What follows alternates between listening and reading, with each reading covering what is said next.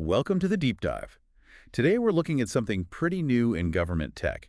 The General Services Administration, the GSA, they've just launched an internal AI tool called GSAi. That's right. And we're basing this on a recent MeriTalk article, GSAi's government-wide impact of GenAI tool. Our plan is to really get a handle on what this GSAi actually does, how it might potentially spread beyond the GSA, and honestly, a pretty surprising side effect it's having. Yeah, it connects to the wider federal workforce and something maybe less glamorous but crucial, government data quality. Okay, so let's start with the launch. This happened back in March. Yep, launched in March by the GSA. And the primary goal, initially at least, was boosting their own internal productivity. And it's not just one single thing, is it? It's got parts. Right.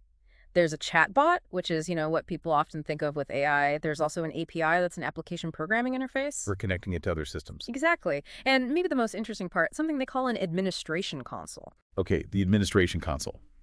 Sounds like where the control happens. That's a good way to put it. It's basically their setup for evaluating different AI models. They can test them out for specific jobs, see which one works best. So not a one-size-fits-all approach. They're tailoring it. Precisely. And they're thinking bigger than just the GSA. The article quotes their chief AI officer, Whitman. Whitman, right. Yeah, and he talks about the potential here to empower the entire federal workforce. Wow, okay. That's ambitious.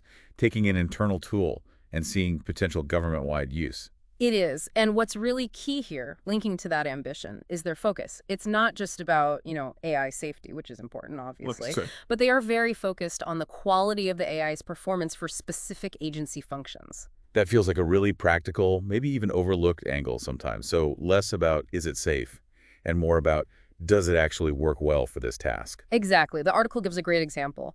Evaluating how well a specific model answers questions about procurement. Right. Very specific, very GSA. And GSI itself is built to help with this quality assessment. It can check how a model does over time, spot if its performance starts to degrade. They call that model drift. Model drift, okay. And basically figure out if a model is, in their words, fit for purpose.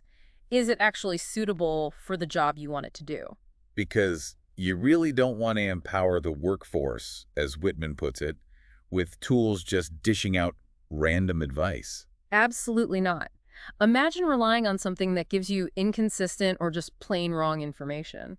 It'd be worse than useless. Yeah. Probably counterproductive. Right.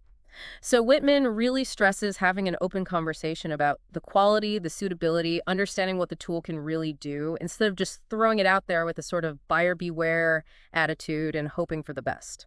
Which seems essential for government work. You need that reliability. Definitely. Okay, so that focus on quality is clear.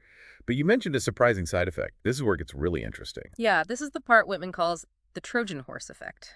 Trojan horse? Yeah. How so? Well, rolling out GSAi has unintentionally kicked off these really important discussions inside the GSA about their data, specifically data quality and metadata. Metadata. Okay, let's unpack that a bit. Data about data, right? Like labels or descriptions. Exactly. Think of it like the index in a book or the label on a file folder. It tells you what's inside and how it's organized.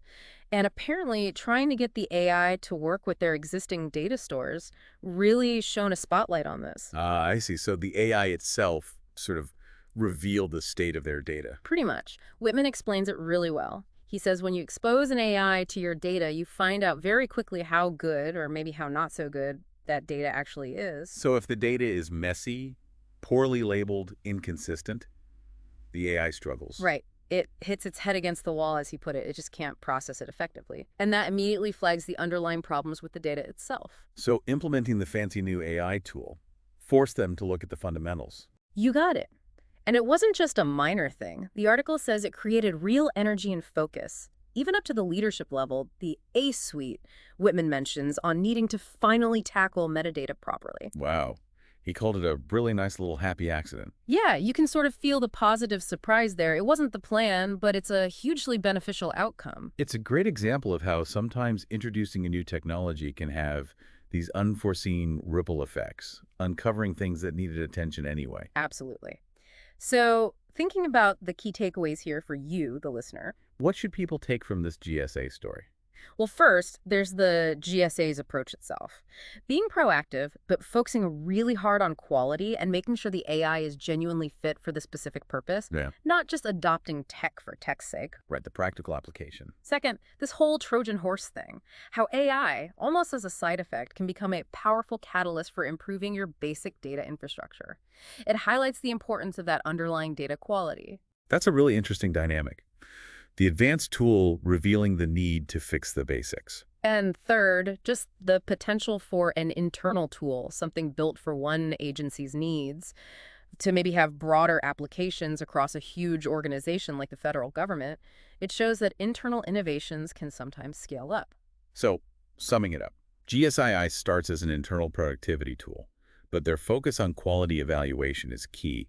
And maybe the biggest surprise is how it's accidentally forcing improvements in their data management through metadata discussions. Exactly. It really makes you think, doesn't it? It does. It leads to a final thought for everyone listening.